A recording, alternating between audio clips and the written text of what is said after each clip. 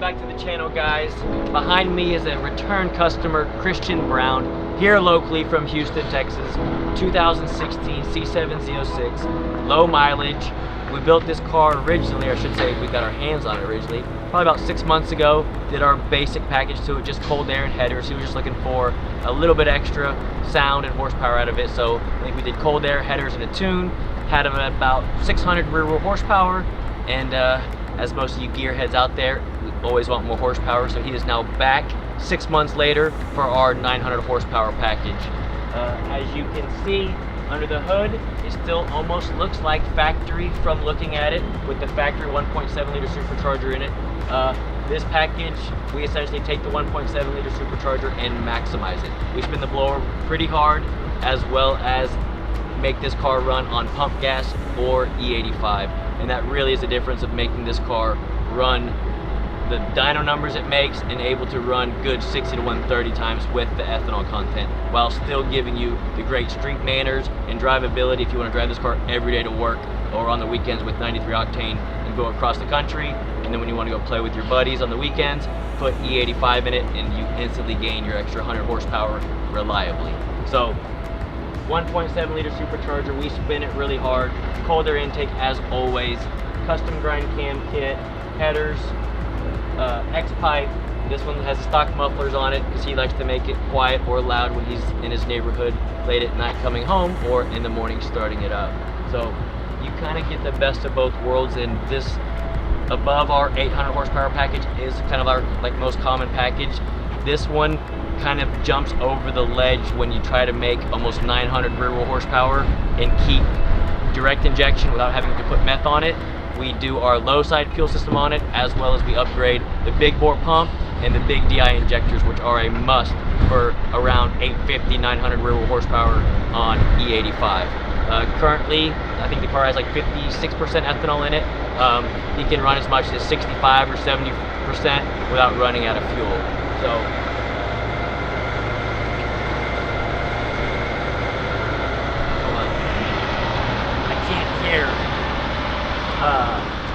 but no, Christian, again, local customer, and he does drive this car. It is a weekend toy, but he does want to go out and enjoy it, but still take his wife to dinner in it, take his kids to baseball games in it. So you can close the muffler on this thing, make it nice and quiet, and with the breather on it that we have, it's not smelling so bad inside the cab. You don't get the bad fumes in it.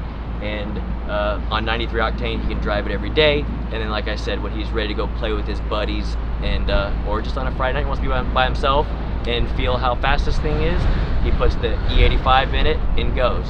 So we also, making horsepower and torque this thing did, obviously traction becomes an issue, so we installed the Toyo 888s in the back, which again, this car with the torque numbers it makes, first and second gear will still be sketchy. I'd leave traction control on, but third gear, this thing should hook up and go. All right, so right now, this thing is our 900 horsepower package. It still has the factory heat exchanger, no ice tank, no expansion tank. It is winter time, if you want to call that here in Houston, wearing shorts and a short sleeve shirt. So intake air temps are okay right now. And again, for your average guy that's just a weekend toy, this is still fine and safe and reliable.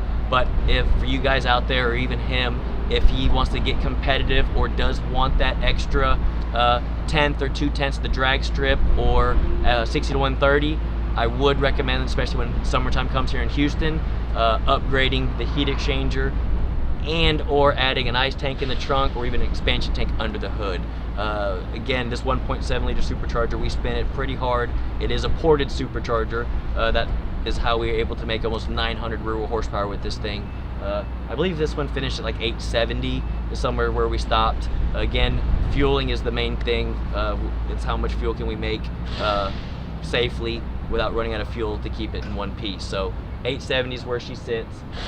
With the cooling mods, everything's fine right now, but I know Christian, he's gonna drive it for a month or two, and before the summertime he's gonna come back. We're gonna put a heat exchanger on it, an ice tank in it. It will just keep it for the longer, let's say you're on a track and you were trying to do, let's say, 100 to 170 mile an hour pulls, or even goes to half mile events or mile events, try to go 200 miles an hour.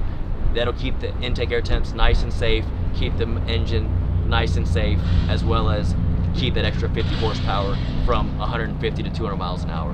But again, it is safe in these conditions currently.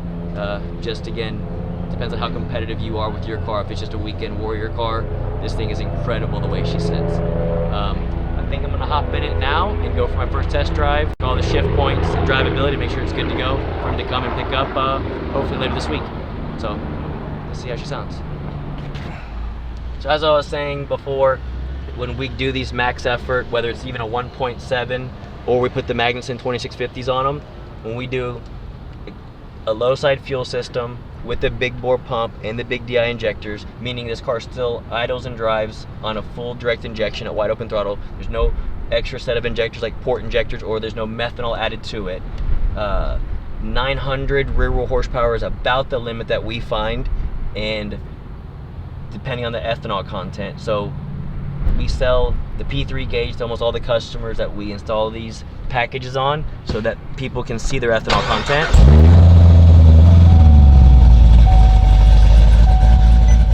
As you can see, he's at 55%. And guys, every car is a little bit different, and so I just say between 850 and 900. I don't know, it's a kind of a range right there, but depending on the year model, the stock electric pump in the tank is different on the older ones. This is the 2016 versus like the 19 and ups.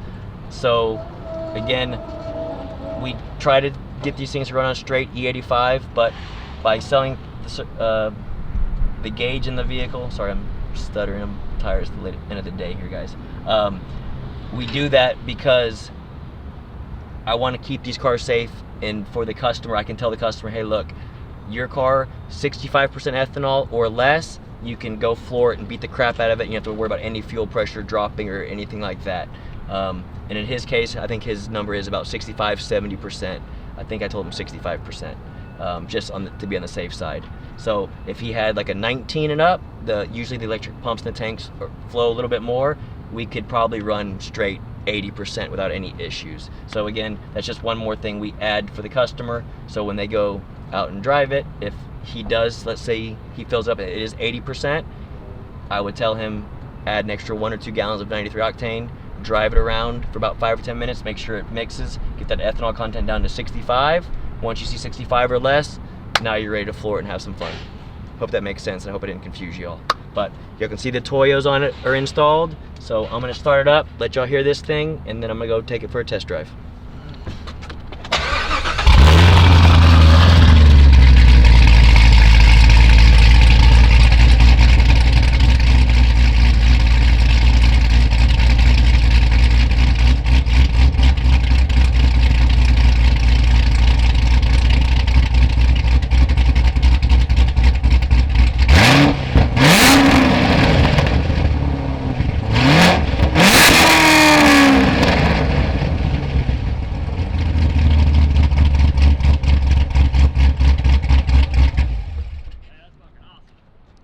I was about to say, with the ported blower, you definitely hear the whine on this thing a lot more than even like a Magnuson that's just turned down. The factory ported blowers, when we run them hard like this with a nice airbox on them, the blower whine you hear at wide open throttle sounds so good. Even free revving inside the car, even they came out and heard it.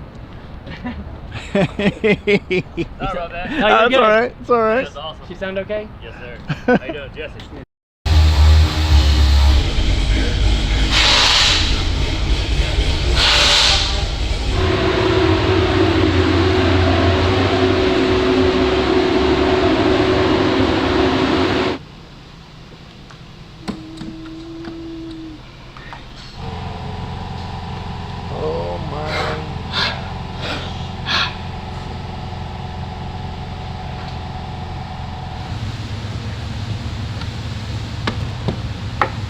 Ready, mijo?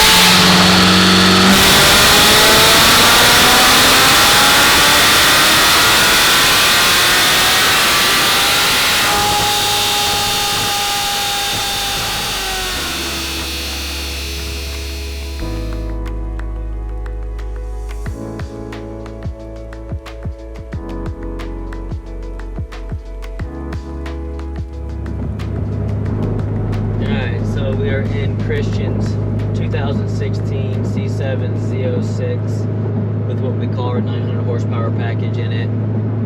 This is my first test drive in it.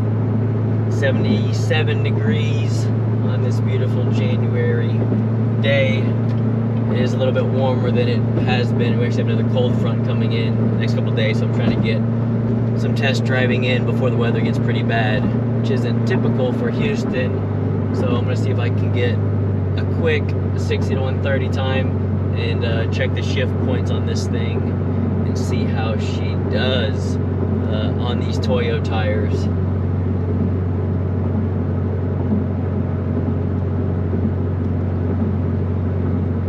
Hopefully traction is okay because it's a little bit warmer out today. It might spin a little bit the first pass we make, and it is kind of late in the day, so I might not have time to do another one. So we'll see how the first one goes, check the shift points, and if we need to make any changes, we will go from there. But yeah, it is a warm day, so the air temps are not going to be the best for this little blower that we're spinning pretty dang hard. But she should still run pretty good. But as always, I want to test the shift points in manual mode. So when customers do their roll races like this customer plans on doing on the weekends, I can make sure the shift points are right.